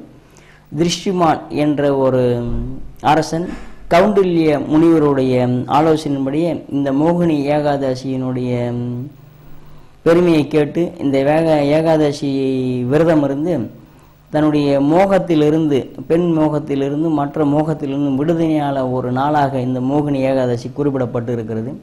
அடுத்து வைகாசி மாதத்திலே தேய்பிரையிலே வரக்கூடிய அபரா ஏகாதசி பற்றி நான் கூற இருக்கிறேன். அதாவது ஒருவன் இம்மையிலே இருக்கிறான், மறுமையிலேயும் இந்த பிறவியில நாம் செய்த பிறவியில செய்த தவறுக்கு ஏற்ப அடுத்த பிறவி நமக்கு அமைகிறது. அடுத்த பிறவியை நமக்கு துன்பம் நேராமல் இருப்பதற்கு, அடுத்த பிறவியிலும் நம் இறைவனை அடைவதற்கு இந்த அபரா ஏகாதசி மிக அற்புதமான விரதமாக சொல்லப்பட்டது. அடுத்த பிறவிக்கும் புண்ணியத்தை சேர்க்கிற ஒரே ஏகாதசியாக இந்த அபரா ஏகாதசி குறிப்பிடப்பட்டு இருக்கிறது. அடுத்ததாக பங்குனி மாதத்திலே வளர்வரிலே வரக்கூடிய ஏகாதசிக்கு நிர்ஜலா ஏகாதசி என்று பெயர். நீர் என்றால் தெரியும் உங்களுக்கு, ஜலம் என்று பெயர். ஒரு சொட்டு நீர் கூட அருந்தாமல் ஏகாதசி என்று விரதம் இருந்தால் மிக அற்புதமான தேஜஸையும் வீரத்தையும் பராக்கிரமத்தையும் பெறுவோம் என்பதுதான் இந்த நிர்ஜல ஏகாதசி. இந்த ஏகாதசியை மகாபாரதத்திலே வரக்கூடிய பீமன் கடைபிடித்து பாண்டவர்களுடைய அந்த படையினுடைய வலுவை கூட்டினார். கௌரவர்கள் 100 பேரையும் கொன்ற ஒரே பெருமை கூடையவன் பீமன் என்பதை நீங்கள் மகாபாரதத்திலே படித்திருப்பீர்கள். அந்த சக்தி, அந்த வலிமை இவனுக்கு எப்படி கிடைத்தது என்றால் இந்த நிர்ஜலா ஏகாதசியை கடைபிடித்துத்தான் அவன் அந்த சக்தியை பெற்றான் என்று தெரிகிறது. இதிலிருந்து நம்முடைய உடல் உரிமைக்கும் உள்ள உரிமைக்கும் நம்முடைய பராக்கிரமத்திற்கும் நாம் இந்த நிர்ஜலா ஏகாதசி விரதத்தை இருந்தால் நமக்கு நன்மை கிடைக்கும் என்பதில் சந்தேகமில்லை. அதிலே அந்த ஆணி மாதத்திலே வரக்கூடிய தேய்பிறை ஏகாதசிக்கு யோகினி ஏகாதசி என்று பெயர். இது யோகத்தை கூட்டுவதற்கும் நம்முடைய மோகம் தீர்ந்து யோகம் அதிகமாகுவதற்கும் கடவுள் மேல் பற்று உண்டாவதற்கும் இந்த ஏகாதசி வழிவகுக்கிற ஒரு ஏகாதசியாக அமைகிறது. அடுத்து ஆடி மாதத்திலே வரக்கூடிய வளர்பிறை ஏகாதசிக்கு விஷ்ணு சயன ஏகாதசி என்று பெயர். இந்த மாதங்களை ஆடி மாதமும் மார்கழி மாதமும் மிக சிலாக்கியமாக சொல்லப்பட்டு இருக்கிறது. ஆடி மாதம் என்பது தட்சிணாயனம் ஆரம்பிக்கிற காலமாக இருக்கிறது. அனைவருக்கும் தெரிந்த ஒரு செய்தி, தட்சிணாயனம் என்றால் தேவர்களுக்கும் இறைவனுக்கும் இரவு பொழுது என்று சொல்லியிருக்கிறார்கள். அந்த இரவு பொழுதிலே அவர்கள் உறங்க செல்கிற ஒரு வேலையாக இந்த ஆடி மாதம் இருப்பதால் இந்த ஏகாதசிக்கு விஷ்ணு சயன ஏகாதசி என்று பெயரிட்டு இருக்கிறார்கள். இந்த மார்கழி என்பது நம்முடைய தேவர்களுக்கும் கடவுளருக்கும் அதிகாலை பொழுதாக இருக்கிறது. அடுத்ததாக வரக்கூடிய உத்தராயணம் என்பது பகல் பொழுதாக இருப்பதால் இந்த மார்கழி மாதம் என்பது அவர்களுக்கு நம்முடைய ஒரு வருடம் என்பது அவர்களுக்கு ஒரு நாளாக இருக்கிறது. அந்த ஒரு வருடத்திலே 6 மாதம் பகல் பொழுதாகவும் 6 மாதம் இரவு பொழுதாகவும் இருக்கிறது. அப்படி பகல் வேலை ஆரம்பிக்கிற அதிகாலை என்பது தை மாதத்திலிருந்து ஆரம்பித்தாலும் இந்த மார்கழி என்பது பிரம்ம முகூர்த்தம் என்று சொல்லக்கூடிய மாதமாக அமைவதால் இந்த மார்கழி மாத அமாவாசைக்கு சிறப்பு உண்டு. அதே போல் இந்த ஆடி மாதம் இரவு பொழுது ஆரம்பிக்கிற ஒரு மாதமாக இருப்பதால் இந்த வளர்விலே வரக்கூடிய ஏகாதசிக்கு விஷ்ணு சயன ஏகாதசி என்று பெயரிட்டு விஷ்ணுவை சயன திருக்கோலத்திலே கொண்டு சேர்க்கிற ஒரு வைபவம் நிகழ்ந்து கொண்டிருக்கிறது. அதில் தேய்பிரையிலே வரக்கூடிய ஏகாதசிக்கும் காமதா ஏகாதசி என்ற பெயர். சித்திரையிலே வரக்கூடிய ஏகாதசியும் காமதா ஏகாதசியும், இந்த ஆடியிலே வரக்கூடிய தேய்பிறை ஏகாதசிக்கும் காமதா ஏகாதசி என்று பெயரிட்டு நம்முடைய பாவங்கள் போக்குவதற்கு, காமனை எரிப்பதற்கும் காமத்தை வெல்வதற்கும் ஒரு விரதமாக கடைபிடிக்கிற ஒரு நாளாக அந்த ஏகாதசி அமைகிறது. அடுத்து ஆவணி மாதத்திலே வளர்பிறையிலே வரக்கூடிய ஏகாதசிக்கு புத்திரதா ஏகாதசி என்று பெயர். இந்த ஏகாதசி என்பதை பற்றி நாம் கூறும்போது, இந்த சூரியனிலிருந்து சந்திரன் ராசி கட்டத்திலே வளர்பிறையிலே இருக்கக்கூடிய ஏகாதசி 6ஆம் இடத்திலே இருப்பார். தேய்பிரையிலே வரக்கூடிய ஏகாதசிக்கு சூரியனிலிருந்து சந்திரன் 11ஆம் இடத்திலே இருப்பார் என்பதுதான் செய்தியாக இருக்கிறது. இந்த ஆவணி மாதம் வரக்கூடிய வளர்பிறை ஏகாதசிக்கு புத்திரதா ஏகாதசி என்று பெயர். புத்திர தோஷம் உள்ளவர்கள் அல்லது புத்திர பாக்கியமே இல்லாதவர்கள் இந்த ஆவணியிலே வரக்கூடிய வளர்பிறை ஏகாதசியிலே தசமி ஒரு பொழுது இருந்து ஏகாதசி முழுவதும் உண்ணாமல் இருந்து துவாதசி அதிகாலையிலே அகத்திக்கீரை, நெல்லிக்கனி, சுண்டைக்காயை சேர்த்து விஷ்ணு தீர்த்தங்களையும் துளசியும் அருந்தினால் புத்திர பாக்கியம் கண்டிப்பாக கிடைக்கும் என்பதற்காக இந்த ஆவணி மாத ஏகாதசி புத்திரதா ஏகாதசி என்று குறிப்பிட்டு இருக்கிறார்கள். அதிலே தேய்பிரையிலே வரக்கூடிய ஏகாதசிற்கு அஜா ஏகாதசி என்று ஒரு பெயரிட்டு இருக்கிறார்கள். இந்த அஜா ஏகாதசியை பற்றி ஒரு செய்தி இருக்கிறது. அர்ஜுனன் உங்களுக்கு தெரியும், பொய்யே சொல்லாத ஹரிச்சந்திர மகாராஜா பொய்யே சொல்லாத ஒரு மகாராஜாவாக இருந்தார். அவர் தன்னுடைய வருத்தம் நீங்கவும் அந்த பிறவிலே ஏற்பட்ட துன்பம் போக்கவும் இந்த அஜா ஏகாதசி விரதம் இருந்து தான் தன்னுடைய இம்மையிலே ஏற்பட்டக்கூடிய அந்த துன்பத்திலிருந்து விடுதலை பெற்றார் இந்த ஹரிச்சந்திர மகாராஜா என்று இந்த அஜா ஏகாதசியை பற்றி குறிப்பு சொல்லப்பட்டு இருக்கிறது. அடுத்து இந்த புரட்டாசி மாதத்திலே வரக்கூடிய வளர்பிறை ஏகாதசிக்கு பரிவர்த்தன ஏகாதசி என்று பெயர். இந்த பரிவர்த்தன ஏகாதசி என்று மழை வேண்டி விரதம் இருப்பவர்கள் இந்த ஏகாதசியை கடைபிடித்தால், இந்த ஏகாதசியை கடைபிடிப்பதன் மூலம் மழை வருவதற்கும் மழையை வேண்டி வருண பகவானை நோக்கி தவம் இருப்பதற்கும் இந்த ஏகாதசியினுடைய விரதம் இருந்தவர்களாலே இந்த பூலோகத்திற்கு மழை வருவதும், அதாவது பத்மம் என்று சொல்லக்கூடிய பத்மா ஏகாதசி என்றும் சொல்லப்பட்டிருக்கிற இந்த ஏகாதசியினுடைய பெருமையினால் பூலோகத்திற்கு அனைத்து சௌக்கியங்களும் அனைத்து சௌபாக்கியம் கிடைக்கும் என்று சொல்லப்பட்டு இருக்கிறது. இதிலே தேய்பிரையிலே வரக்கூடிய இந்த புரட்டாசி ஏகாதசிற்கு இந்திர ஏகாதசி என்று பெயர். இந்திர ஏகாதசியை நாம் கடைபிடித்தோனாமல் நம்முடைய இந்திர பதவி கிடைப்பது போல நம்முடைய வேலைகளிலே, அதாவது பதவி உயர்வு கிடைப்பது, நம்முடைய வேலையிலே மிக முன்னேற்றம் காண்பது, இந்திர சுகம் கூடுவது, சுகங்களை அனுபவிப்பது, சந்தோஷங்களை அனுபவிக்க வேண்டும் என்றால் இந்த புரட்டாசியிலே வரக்கூடிய இந்த இந்திர ஏகாதசியை கடைபிடிக்க வேண்டும் என்று அந்த ஏகாதசி விரதத்திலே சொல்லப்பட்டு இருக்கிறது. அடுத்து இந்த ஐப்பசி மாதத்திலே வரக்கூடிய ஏகாதசிக்கு பாசாங்குச ஏகாதசி என்று பெயரிட்டு இருக்கிறார்கள். இந்த பாசாங்குச ஏகாதசி என்பது மிக முக்கியமான ஒரு ஏகாதசியாக இருக்கிறது. நம்முடைய முன்னோர்களுக்கு நாம் திதி கொடுக்க மறந்துவிட்டாலோ அல்லது முன்னோருடைய சாபம் இருந்தாலோ இந்த வளர்பிறையிலே வரக்கூடிய ஐப்பசியிலே வரக்கூடிய இந்த ஏகாதசியிலே நாம் விரதம் இருந்து முன்னோர்களுடைய ஆசீர்வாதத்தை பெறலாம். முன்னோருடைய சாபங்களிலிருந்து நாம் அதாவது இன்னலிலிருந்து நீங்கலாம் என்று இந்த ஏகாதசியினுடைய பெருமை சொல்லப்பட்டு இருக்கிறது. அடுத்தது இந்த ஐப்பசியிலே வரக்கூடிய தேய்பிறை ஏகாதசிக்கு ரமா ஏகாதசி என்று பெயரிட்டு இருக்கிறார்கள். இது நம்முடைய ஊர் மட்டுமல்லாமல் நம்முடைய வீடு மட்டுமல்லாமல் நம்முடைய இந்த வையகமே வாழ்வதற்காக ஊர் மக்கள் அனைவருக்கும் ஏற்றதாக ஒரு ஏகாதசி விரதம் என்பது இந்த ரமா ஏகாதசி. இது மன்னர்கள் கடைபிடிப்பார்கள். இந்த ஏகாதசி விரதம் இருந்தால் ஊர் சுபிட்சமாக இருக்கும். நம்முடைய உற்றார் உறவினர்கள் அனைவருக்கும் நம்முடைய இந்த ஏகாதசி பலனை கொடுத்து அவர்களையும் வாழ வைக்கலாம் என்பதற்காக இந்த ஏகாதசிக்கு ரமா ஏகாதசி என்று பெயரிட்டு இருக்கிறார்கள். அடுத்ததாக கார்த்திகை மாதத்திலே வளர்பிறையிலே வரக்கூடிய ஏகாதசிக்கு பிரபோதினி ஏகாதசி என்று ஒரு பெயரிட்டிருக்கிறார்கள். இந்த பிரபோதினி ஏகாதசி என்பது மிக முக்கியமான ஏகாதசியாக இருக்கிறது. பீஷ்மர் அம்பு படுக்கையிலே மகாபாரதத்திலே வீழ்ந்த ஒரு நாளாக இந்த பிரபோதினி ஏகாதசி இருக்கிறது. அவர் இந்த அம்பு படுக்கையிலே படுத்து அடுத்ததாக வரக்கூடிய வைகுண்ட ஏகாதசியிலும் படுத்திருந்து தை மாதம் உத்தராயணம் வந்த பிறகு அவர் அந்த தை மாதத்திலே வரக்கூடிய ஏகாதசியிலே முக்தி அடைந்தார் என்று சொல்லிட்டு பீஷ்மர் கடைபிடித்த ஏகாதசிகளிலே முதன்மையாக வரக்கூடியது இந்த பிரபோதினி ஏகாதசி என்று பெயரிடப்பட்டு இருக்கிறது. அடுத்ததாக அந்த கார்த்திகை மாதத்திலே தேய்பிரையிலே வரக்கூடிய ஏகாதசிக்கு தான் நான் கைசிக ஏகாதசி என்று அந்த ருக்மாங்கனுடைய கதை சொன்னேன். இதற்கு உற்பத்தி ஏகாதசி என்றும் ஒரு பெயர் இருக்கிறது. இந்த ஏகாதசி தேவி பிறந்த அந்த ஏகாதசி முரணை அழிக்க ஏகாதசி தேவி பிறந்த ஒரு மாதமாக இந்த கார்த்திகை மாதத்தில் இருக்கக்கூடிய இந்த ஏகாதசிக்கு உற்பத்தி ஏகாதசி அல்லது கைசிக ஏகாதசி என்று பெயரிட்டிருக்கிறார்கள். அடுத்ததாக இந்த மார்கழி மாதத்திலே வரக்கூடிய வளர்பிறை ஏகாதசிக்கு வைகுண்ட ஏகாதசி என்று பெயர். இந்த மார்கழி மாதம் என்பது தேவர்களுக்கு காலை பொழுதாக அமைகிறது. அதிகாலை பொழுது நம்முடைய பிரம்ம முகூர்த்தம் போல நம்முடைய நாளிலே 4:30 மணி முதல் 6 மணி வரை இருக்கக்கூடிய காலத்தை பிரம்ம முகூர்த்தம் என்று சொல்கிறோம். அப்படி தேவர்களுக்கு ஒரு வருடம் முழுவதும் இருக்கக்கூடிய ராப்பொழுது பகல் பொழுதிலே இந்த மார்கழி மாதம் அதிகாலையிலே இருக்கக்கூடிய பிரம்ம முகூர்த்தம் போன்ற ஒரு மாதமாக இருக்கிறது. இந்த மாதத்திலே நாம் திருப்பள்ளி எழுச்சி பாடுகிறோம். அன்று இந்த வைகுண்ட ஏகாதசி விரதம் இருந்து பெருமாளை துதித்தோமானார் அவருடைய அன்பிற்கு பாத்திரமாகி நமக்கு சொர்க்கம் கிடைக்கும் என்பதை தான் இந்த வைகுண்ட ஏகாதசி முக்கோடி ஏகாதசி என்று குறிப்பிடப்பட்டு இருக்குது. இதில் தேய்பிரையிலே வரக்கூடிய ஏகாதசிக்கு சபலா ஏகாதசி என்றே பெயரிட்டிருக்கார். சபலம் நம்ம விரும்பியதை அடைவதற்கு நாம் எந்த காரியத்தை நினைத்து கொண்டு இந்த மார்கழியிலே வரக்கூடிய தேய்பிறை ஏகாதசி கடைபிடித்தோம்னா நாம் என்ன நினைத்து கொண்டு இந்த விரதத்தை கடைபிடிக்கணும் அந்த எண்ணம் ஈடுறுவது சாத்தியமாக இருக்கக்கூடிய இந்த சபலா ஏகாதசி என்று சொல்லியிருக்கிறார்கள்.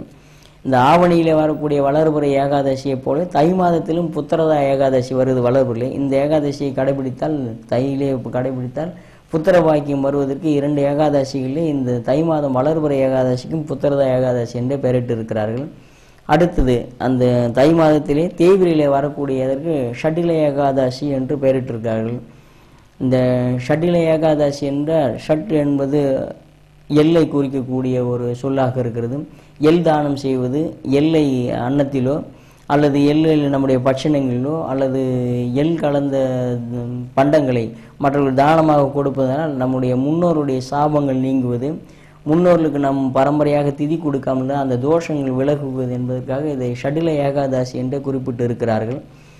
அடுத்ததாக மாசி மாதத்திலே வளர்வரிலே வரக்கூடிய ஏகாதசிக்கு ஜெயா ஏகாதசி என்று பெயரிட்டிருக்கிறார். ஜெயா என்றால் நினைத்தது ஜெயமாகுவது, நினைத்ததை முடிப்பதற்காக நாம் இந்த விரதத்தை இருந்தால் நாம் நினைக்கிற காரியங்கள் அனைத்தும் நமக்கு வெற்றி மேல் வெற்றி கொடுக்கும் என்பதற்காக இந்த ஏகாதசியை, வெற்றி அடையக்கூடிய ஏகாதசியை ஜெய ஏகாதசி என்று குறிப்பிட்டிருக்கிறார்கள். இந்த மாசி மாதம் தேய்பிரையிலே வரக்கூடிய ஏகாதசிக்கு விஜய ஏகாதசி என்று பெயரிட்டிருக்கிறார்கள். இந்த மாசி மாதம் இந்த விஜய ஏகாதசி என்பது மிக முக்கியமான ஏகாதசியாக இருக்கிறது. இந்த ஏகாதசி ராமன் இந்த ஏகாதசி விரதத்தை இருந்துதான் இழந்த ராஜ்யத்தை திரும்ப பெற்றதும், தன்னுடைய போரிலே வெற்றி அடைந்ததும், தன்னுடைய இந்த ராஜபரிபாலனத்தை மீண்டும் பெற்றதற்கு இந்த விஜய ஏகாதசி விரதம் இருந்தது தான் காரணமாக சொல்லப்பட்டு இருக்கிறது. அடுத்ததாக பங்குனி மாதத்திலே வரக்கூடிய வளர்பிறை ஏகாதசிக்கு ஆமலகி ஏகாதசி என்று பெயரிட்டிருக்கிறார்கள். ஆமலகி என்றால் ஆம்லா என்றால் தெரியும், நெல்லிக்கனி என்று சொல்வது. இந்த நெல்லிக்கனிக்கு ஆமலகி என்று ஒரு பெயர் இருந்தது. நெல்லிக்கனியை மட்டுமே உணவாக உண்டு இந்த விரதத்தை கடைபிடித்தோமானால் நம்முடைய பாவங்கள் எல்லாம் போக்கி நல்ல தேஜஸ் கிடைப்பதுடன் நம்முடைய உடல் உறுப்புகள், உள்ளுறுப்புகளில் இருக்கக்கூடிய வியாதிகள் தீரும் என்பது இந்த ஆமலகி ஏகாதசியுடைய தத்துவமாக இருக்கிறது. அடுத்து தேய்பிரையிலே வரக்கூடிய ஏகாதசிக்கு பாபமோசினி ஏகாதசி என்று பெயரிட்டிருக்கிறார்கள். இது அனைத்து விதமான இன்னல்கள் தீர்வதற்கும் நம்முடைய பாவங்கள் போகுவதற்கும் இந்த பிறவியில் நாம் செய்த அனைத்து பாவங்களையும் தீர்த்து கொள்வதற்கும் இந்த பாபமோசினி ஏகாதசி என்பது மிக அற்புதமான ஒரு ஏகாதசி இருக்கிறது. இப்படி இந்த 12 மாதங்களும் 24 ஏகாதசிகள் நமக்கு நன்மைகளை செய்ய இருக்கின்றன. இந்த ஏகாதசி விரதம் இருப்பதனால் மிக நற்பலன்கள் கிடைக்கும் என்று சொல்லி இருக்கிறார்கள். ஆனால் இந்த ஏகாதசி விரதம் இருக்கும்போது என்ன செய்ய வேண்டும், என்ன செய்யக்கூடாது என்பதை நாம் தெரிந்து கொள்ள வேண்டும். ஏகாதசி விரதம் என்றால் முழுவதும் இறை சிந்தனையோடே இருக்க வேண்டும். பெருமாளுடைய புராணங்களை படிப்பது, அவருடைய அவதார கதைகளை எடுத்து சொல்வது, அவருடைய சிந்தனையாக இருப்பதாக இருக்கணும். மாறாக திரைப்படம் பார்ப்பது அல்லது வேறு கேளிக்கைகளை ஈடுபடுவது அல்லது சீட்டாடுவது போன்ற காரியங்களை செய்யக்கூடாது. ஏகாதசி என்று எண்ணெய் தேய்த்து குளிக்கக்கூடாது. ஏகாதசி என்று துளசி இலைகளை பறிக்கக்கூடாது. முதல் நாளிலே தசமி என்றே துளசி செடிகளை பறித்து வைத்து கொள்ள வேண்டும். ஏகாதசி என்று அன்னதானம் செய்யக்கூடாது. இதை நீங்கள் அனைவரும் கேட்டுக்கொள்ளணும். ஏகாதசியிலே நாம் முகூர்த்தங்களை வைப்பதோ அல்லது நம்முடைய வீட்டு விசேஷங்களை செய்வதோ நடத்துவது கூடாது. ஏனென்றால் அன்று நாம் அனைவருக்கும் உணவு அளிக்க வேண்டியிருக்கும். அப்படி ஏகாதசி என்று அனைவரும் உபவாசம் இருக்க வேண்டும் என்பது செய்தியாக இருக்க, அன்று நாம் மற்றவர்களுக்கு உணவு கொடுத்தோமானால் அந்த பாவம் நம்மை சேர்ந்து விடும். அதனால் இந்த ஏகாதசியிலே அன்னதானங்கள் செய்யக்கூடாது. சுபகாரியங்கள் இந்த திதியிலே செய்யக்கூடிய தகுதி இருந்தாலும் இதை நாம் விலக்கி வைப்பது நன்மையாக இருக்கும் என்பதுதான் செய்தியாக இருக்குது. இந்த ஆட்சியாளர்கள் மிக கவனிக்க வேண்டியது அன்னதான திட்டம் என்று ஒன்று அறிவித்திருக்கிறார்கள். இந்த அன்னதான திட்டம் ஏகாதசியிலே அன்னதானத்தை போடுவது மிகுந்த பாவமான காரியமாக இருப்பதால் இந்த ஏகாதசியிலே அன்னதானம் செய்யக்கூடாது, எண்ணெய் குளியல் செய்யக்கூடாது என்பதையும் இந்த ஏகாதசியில் தெரிந்து கொள்ள வேண்டும். துவாதசி அன்று நம்ம இந்த அகத்திக்கீரை நெல்லிக்கனியை தானமாக கொடுப்பது, துவாதசி என்ற அன்னதானம் செய்வது பல வகையான தானங்களிலே சிறந்த தானமாக கொள்ளப்படுது. துவாதசியிலே வறியவர்களுக்கு தானமாக கொடுப்பது, நெல்லிக்கனியை தானமாக கொடுப்பது, அல்லது சுண்டைக்காயை தானமாக கொடுப்பது, அல்லது அகத்திக்கீரையை தானமாக கொடுப்பது, பசுவுக்கு கொடுப்பது என்றால் நம்முடைய புண்ணியங்களுடைய பட்டியலில் அதிகமாக புண்ணியங்கள் சேர்வதற்கும் நமக்கு லட்சுமி கடாட்சியம் கிடைப்பதற்கும் இந்த துவாதசி தானம் என்பது மிக சிறப்பாக சொல்லப்பட்டிருக்குது. இப்படி இந்த 24 ஏகாதசியிலே ஒரு வருடத்திலே 25வதாக ஒரு ஏகாதசி வந்துவிடும். அதற்கு கமலா ஏகாதசி என்று பெயரிட்டார்கள். அதை நான் முன்னரே கூறினேன். இப்படி இந்த ஏகாதசியினுடைய பெருமை, இந்த 24 ஏகாதசியை பற்றும் 25 ஏகாதசியை பற்றும் இது பற்றியான இப்போது ஸ்ரீரங்கத்தை பற்றியான ஒரு செய்திகளை நாம் காணவிருக்கிறோம். இந்த ஏகாதசி பெருநாள் என்பது மகாலட்சுமி அவதரித்த ஒரு நாளாகவும் இருக்கிறது. பார்க்கடலை தேவர்கள் கடைந்தபோது இந்த ஏகாதசி திதி என்றுதான் மகாலட்சுமி அவதரித்தார்கள். அன்றுதான் சந்திரனும் அவதரித்தார், காமதேவனும் அவதரித்தது. மறுநாள் திரையோதசியிலே தான் அமுதம் கிடைத்தது என்று நம் பார்க்கடலை கடைகிற ஒரு வரலாற்றிலே புராணங்களிலே சொல்லப்பட்டு இருக்கிறது. இந்த ஏகாதசி நாளிலே இந்த சொர்க்க வாசலை கடப்பது என்பது மிக முக்கியமான ஒரு நிகழ்வாக இருக்கிறது. நான் முன்னமே சொன்னேன், மரணத்திற்கு பின்னால் என்ன நிகழும் என்று ஒரு பயம் இருக்கிறது. வள்ளுவ பெருந்தகையும் சொல்வார், உறங்குவது போலும் சாக்காடு, உறங்கி விழிப்பது போலும் பிறப்பு என்று சொல்வார். நம்முடைய இறப்பிற்கு அப்பால் என்ன நடக்கிறது என்று தெரியாமல் இருப்பவர்களுக்கு இறப்பிற்கு பின்னாலும் நம்முடைய எம்பெருமான் திருமால் ஆட்கொள்வார், அவருடைய அடைக்கலம் கிடைக்கும், சொர்க்கத்திற்கு நாம் செல்வோம் என்ற ஒரு நம்பிக்கையை மனிதர்களுக்கு விதைப்பதற்காக இந்த சொர்க்கவாசல் கடக்கிற ஒரு நிகழ்ச்சி நடக்கிறது. அப்படி இந்த சொர்க்கவாசல் அனைத்து ஆலயங்களிலே திறக்கப்பட்டாலும் ஸ்ரீரங்கத்திலே இருக்கக்கூடிய ஆலயத்திற்கு மிக சிறப்பு உண்டு. பெரிய கோயில் என்று பெயர். கோயில் என்று சொன்னாலே அது ஸ்ரீரங்கத்தை தான் குறிக்கும் என்று நம்முடைய முன்னோர்கள் அதற்கு வியாக்கியானம் சொல்வார்கள். அப்படி அந்த ஸ்ரீரங்கத்திலே இருக்கக்கூடிய எம்பெருமான் ரங்கநாதர் எப்படி அங்கே எழுந்தருளினார் என்ற ஒரு செய்தியை நாம் இப்பொழுது காணவிருக்கிறோம். ஸ்ரீரங்கத்திலே இருக்கக்கூடிய அந்த ரங்கநாதர் முதலிலே சத்தியலோகத்திலே இஷ்வாகு மன்னனிடத்திலே இருந்த ஒரு விக்கிரமாக இருக்கிறது. அதாவது பிரம்மா பூஜித்து சூரிய குலத்திலே இருக்கக்கூடிய அந்த பிரம்மா பூஜித்த ஒரு நிமிஷம்பா அப்படியே பார்த்துறேண்ணே. சரி சரி.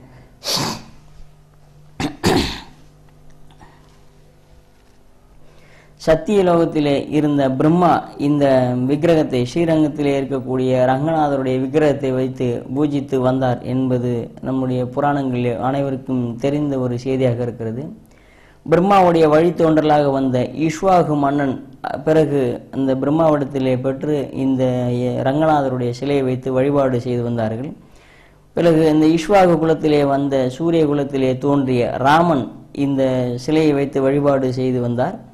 பிறகு இந்த ராவண யுத்தம் முடிந்ததற்கு பிறகு விபீஷணனுக்கு என்ன வேண்டும் என்று ராமன் உணவ, நீங்கள் வழிபடக்கூடிய இந்த பெரிய ஸ்ரீரங்கநாதருடைய விக்கிரகத்தை எனக்கு தந்தரல வேண்டும், நான் சென்று எங்கள் இலங்கையிலே வைத்து வழிபட வேண்டும் என்று கேட்கிறார். அப்போது ராமபிரானால் விபீஷணனுக்கு அன்பளிப்பாக அளிக்கப்பட்டதுதான் இந்த ஸ்ரீரங்கத்திலே இருக்கக்கூடிய ரங்கநாதருடைய திருவுருவமாக இருக்கிறது. அப்படி பரிசாக பெற்ற இந்த விபீஷணன் இந்த விக்கிரகத்தை எடுத்துக்கொண்டு பிராண வாக்குறுதி என்ற ஆகாய விமானத்திலே பறந்து வந்து கொண்டிருக்கிறார். சத்தியலோகத்திலே இருந்த பிரம்மாவாகட்டும், ஈஸ்வாகுவாகட்டும், சூரிய குலத்திலே வந்த ராமனாகட்டும் அனைவரும் பங்குனி மாதத்திலே அந்த ரங்கநாதருக்கு வழிபாடு செய்வது, பங்குனி மாதத்திலே அவருக்கு பிரம்மோற்சவம் என்ற விழாவை எடுப்பது வழக்கமாக இருக்கிறது. இப்போது விபீஷணன் மேலே பறந்து கொண்டிருக்கிறார். பங்குனி மாதம் வந்து விடுகிறது. பங்குனி மாதம் வந்ததும் பெருமாளுக்கு தன்னுடைய வைபவத்தை தானே காண வேண்டும் என்ற ஒரு ஆவல் மிகுகிறது. மேலும் அந்த காவிரி கரையை தேர்ந்தெடுத்து 2 காவிரிகள் மாலையாக செல்லக்கூடிய ஸ்ரீரங்கம் என்ற தீவிலே பள்ளி கொள்ள திருவுள்ளம் கனிந்த எம்பெருமான் விபீஷணனுக்கு களைப்பை உண்டாக்குகிறார். அப்படி களைப்பு உண்டான விபீஷணன் அந்த காவிரியினுடைய 2 காவிரிக்கும் நடுவில் இருக்கக்கூடிய ஸ்ரீரங்கம் என்ற தீவிலே பெருமாளை வைத்து இலைபாறுகிறான். பிறகு காவிரியிலே இருந்து காவிரி கரையிலிருந்து தீர்த்தத்தை எடுத்து எம்பெருமானுக்கு பிரம்மோற்சவத்தை நடத்திவிட்டு மீண்டும் இந்த விக்கிரகத்தை எடுக்க முற்படுகிறான். அவனால் எடுக்க முடியவில்லை. அதனால் அங்கேயே அந்த மன்னனுக்கு, அதாவது சோழ வம்சத்திலே வரக்கூடிய முதலிய தர்மவர்மன் என்ற ஒரு மன்னன் இருந்தான். அந்த மன்னனுடைய உதவியினுடைய அந்த தர்மவர்மனால் இந்த ஸ்ரீரங்கம் கோயில் கட்டப்பட்டு அங்கேயே இவரை பிரதிஷ்டை செய்து ஆலயமாக அமைத்து அனைவரும் வழிபட ஆரம்பித்தார்கள். பின்னாளிலே மணல்களால் மூடப்பட்டு காவிரியினால் சூழப்பட்டு இந்த ஸ்ரீரங்கம் இருந்த இடம் தெரியாமல் போய்விடுகிறது. பிறகு அந்த தர்மவர்மனுடைய வழி தோன்றலாக வந்த கிள்ளிவளவன் என்ற சோழ மன்னன் வேட்டைக்கு செல்லும்போது மரத்திலே அந்த ஸ்ரீரங்க ஆற்றங்கரையிலே ஒரு மரத்திலே இருக்கக்கூடிய கிளி எம்பெருமானுடைய திருவாய் மலர்ந்தருளி கிளியினுடைய வாயிலாக தான் இங்கே பள்ளி கொண்டு இருப்பதாக சொல்ல, அப்போது அந்த இடத்தை சுத்தம் செய்து இந்த ஆலயத்தை எழுப்புகிறான். அந்த அடுத்த பரம்பரையிலே வந்த அந்த கிள்ளிவளவன் என்பவர்கள். இதுதான் ஸ்ரீரங்கத்தினுடைய வரலாக இருக்கிறது. பிரம்மாவிலிருந்து ஈஸ்வாவிலிருந்து ராமன், ராமனிடத்திலிருந்து விபீஷணனிடத்திலிருந்து தர்மவர்மன், தர்மவர்மனுடைய வழி தோன்றலாக வந்த சோழ மன்னன் கிள்ளிவளவனால் அதாவது பிரதிஷ்டை செய்யப்பட்டு பிரம்ம விழாவாக கொண்டாடப்பட்டது தான் இந்த ஸ்ரீரங்கத்தினுடைய கதையாக இருக்கிறது. இந்த ஸ்ரீரங்கம், ரங்கப்பட்டினம் ஸ்ரீரங்கம் என்று சொல்வார்கள். இந்த ரங்கநாதராக காட்சி கொடுக்கக்கூடிய இந்த எம்பெருமானுடைய ஆலயங்களை ரங்கப்பட்டினம் என்றே வர்ணித்திருக்கிறார்கள். அப்படி இந்த ரங்கப்பட்டினமாக ஏறக்குறைய இந்த ஸ்ரீரங்கநாதராக எம்பெருமான் காட்சியளிக்கக்கூடிய ஆலயங்கள் ஒரு மிக முக்கியமாக சொல்லப்பட்ட 8 ஆலயங்களாக இருக்கிறது. அதில் ஸ்ரீரங்கம், ஸ்ரீமுஷ்ணம், திருவேங்கடம், சாலக்கிரமம், நைமிசாரண்யம், தோத்தாத்திரி, புஷ்கரம், பத்ரிநாத் என்கிற ஆலயங்களில் ரங்கநாதராகவே காட்சி கொடுக்கிற ஒரு செய்தி இருக்கிறது. இந்த ஸ்ரீரங்கத்திலே இந்த வைகுண்ட ஏகாதசி பெருவிழாவானது மிக முக்கியமாக கொண்டாடப்படுகிற ஒரு விழாவாக இருக்கிறது. இந்த ஸ்ரீரங்கம் ஊர் என்பது 600 கிலோமீட்டர் சுற்றளவு உள்ள ஒரு ஊராக இருக்கிறது. இதில் இருக்கக்கூடிய இந்த ராஜகோபுரம் 220 அடி உயரம் உள்ள ஒரு ராஜகோபுரமாக இருக்கிறது. அதில் இந்த பஞ்சரங்க சேத்திரம் என்று சொல்வார்கள். அந்த பஞ்சரங்க சேத்திரத்திலே மிக முக்கியமானதாக முதன்மையாக இந்த ஸ்ரீரங்கம் விளங்குகிறது. இதில் 7 சுற்று மதில் இருக்கின்றன. 7 லோகத்தையும் குறிக்கக்கூடிய சுற்றுமதில் 7 சுற்றுமதில் இருக்கின்றன. பெரிய திருவடியான மிகப்பெரிய கருடாழ்வார் இருக்கிறார். மிகப்பெரிய மணி இருக்கிறது. மிகப்பெரிய மதிசூல் இருக்கிறது. பெரிய பிராட்டியார் என்ற தாயார் இருக்கிறார். இங்கே நம்மாழ்வாருக்கு இந்த சொர்க்கவாசலிலே திறந்து அவர் அடைக்கலம் கொடுத்த ஒரு நிகழ்ச்சியின் தொடர்ச்சியாக இந்த சொர்க்கவாசல் திறப்பு என்பது நிகழ்ந்து கொண்டிருக்கிறது. இந்த சொர்க்கவாசலை கடந்து நாம் உள்ளே சென்று எம்பெருமானை தரிசித்தால் இந்த பிரிவிலே செய்த அனைத்து பாவங்களும் தீர்ந்து புண்ணியம் ஏற்படும் என்பது இந்த செய்தியாக இருக்கிறது. 108 திவ்ய தேசங்களிலே முதன்மையாக இருக்கக்கூடிய ஸ்ரீரங்கத்திலே சென்று நாம் எம்பெருமானை தரிசிக்க வேண்டும். அப்படி இந்த ஏகாதசி முக்கோடி அனைத்து ஏகாதசியிலும் நாம் தரிசிக்க முடியாதவர்கள் இந்த முக்கோடி ஏகாதசியிலே சென்று மார்கழி மாதத்திலே வரக்கூடிய சுக்லபட்ச வைகுண்ட ஏகாதசியிலே சென்று தரிசித்தோமானால் நம்முடைய இந்த பிறவியிலே அனைத்து பாவங்களும் தீர்ந்து எம்பெருமானுடைய திருவடியை அடைவோம் என்பதிலே சந்தேகமில்லை. இந்த அளவிலே இந்த வைகுண்ட ஏகாதசியை பற்றியான செய்தி நிறைவு பெறுகிறது. நன்றி, வணக்கம். ஸ்ரீமதி ராமானுஜாயனம்.